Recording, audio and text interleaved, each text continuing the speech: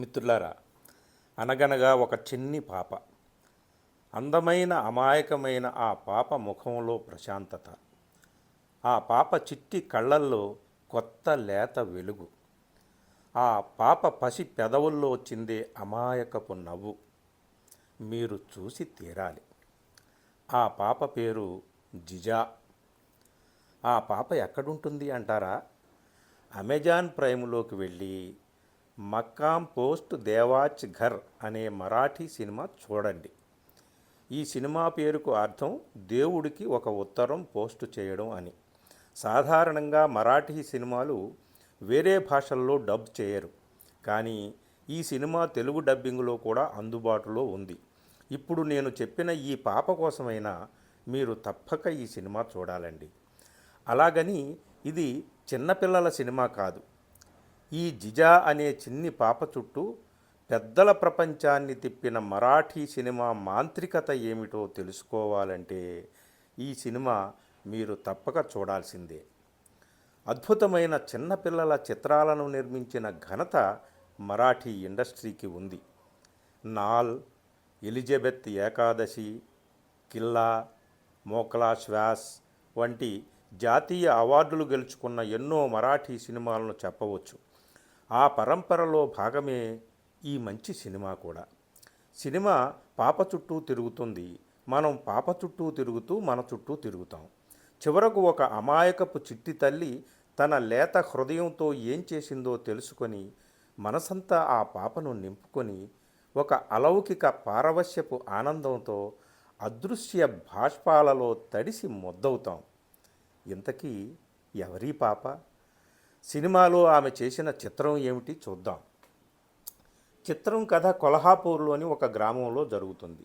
జిజా తండ్రి సైన్యంలో పనిచేసే సమయంలో చనిపోతాడు. నాన్న ఏడి అని జిజా అమ్మను ఎప్పుడూ అడుగుతూ ఉంటుంది. అందరిలానే ఆ అమ్మ కూడా మీ నాన్న దేవుడి దగ్గరకు వెళ్ళాడమ్మా అని మామూలుగా చెప్తుంది. అదిగో ఆ మాట పట్టుకుంటుంది నిండా 10 ఏళ్ళు కూడా లేని పాప జిజా.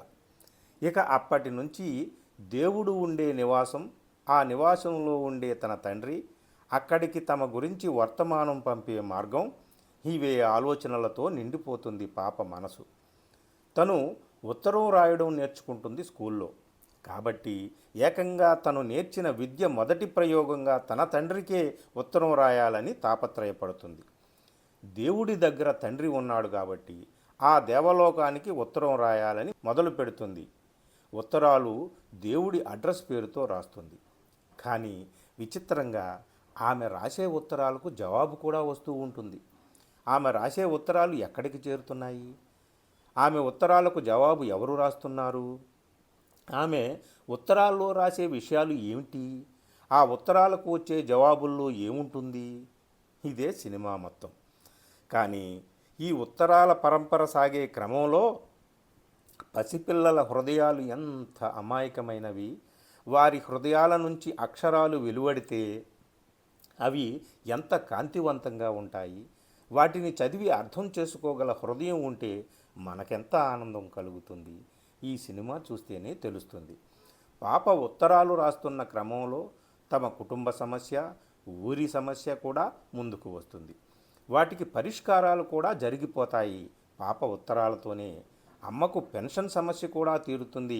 పాప ఉత్తరాలతోనే అధికారుల్లో అవినీతి తొలగిపోతుంది. ఊరిలో సమస్యలు దూరం అవుతాయి. పెద్దల్లో మార్పులు వస్తాయి.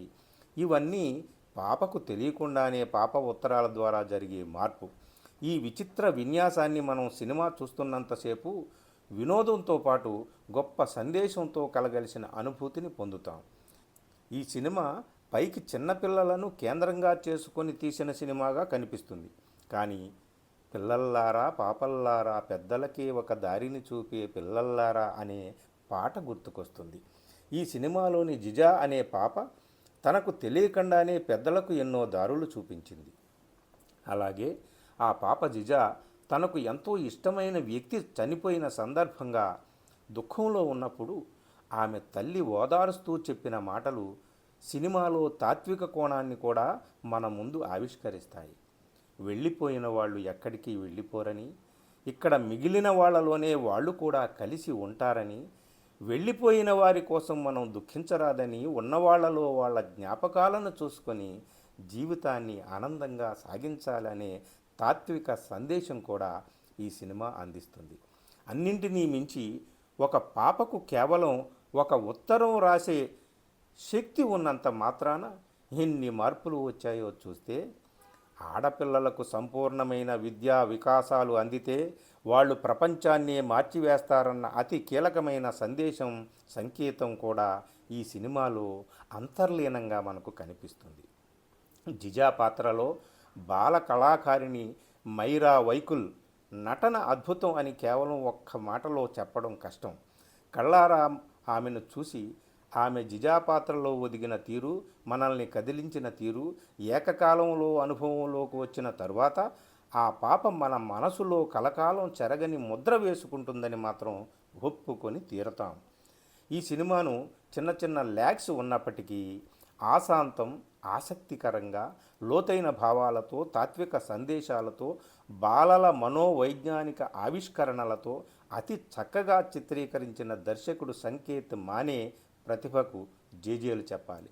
సుమిత్ గిరి, సంకేత్ మానే సంయుక్తంగా సాగించిన రచన, సినిమాకు చినార్ మహేష్ అందించిన భావయుక్తమైన బ్యాక్గ్రౌండ్ స్కోర్, ఇతర పాత్రలు పోషించిన నటీనటులు అందరూ ప్రశంసాపాత్రులే.